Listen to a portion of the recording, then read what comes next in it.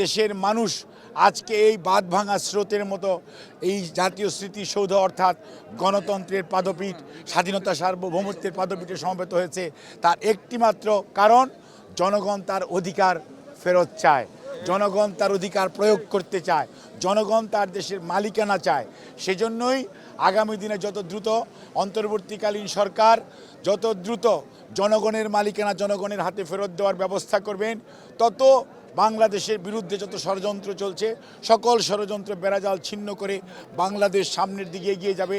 এবং আজকে যে আমরা নতুন বাংলাদেশের স্বপ্ন দেখছি, সেই নতুন বাংলাদেশ গড়ে উঠবে জনগণের নির্বাচিত আগামী দিনের প্রতিনিধি, তারাই সিদ্ধান্ত নেবে বাংলাদেশ কোন দিকে যাবে, বাংলাদেশের আগামী ভবিষ্যৎ কি হবে। প্রধান উপদেষ্টা তারপরেও গত 4 মাস যাবৎ বলার পরেও আজকে যেহেতু উনি এই কথাটি বলেছেন, এই জন্য ধন্যবাদ দিতেই হয়।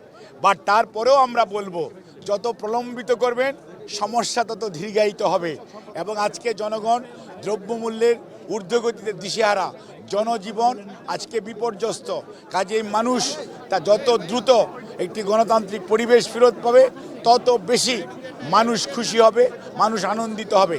কাজে প্রধান উপদেষ্টা ওনার বক্তব্য দিয়েছেন, রাজনৈতিক নেতৃবৃন্দ সহ এই বাংলাদেশের মালিকানা শুধু তো তত্ত্বাবধায়ক সরকারের কাছে না, এই দেশের মালিক এদেশের জনগণ, তারাই সিদ্ধান্ত নেবে কত দ্রুত আগামী জাতীয় নির্বাচন অনুষ্ঠিত হবে।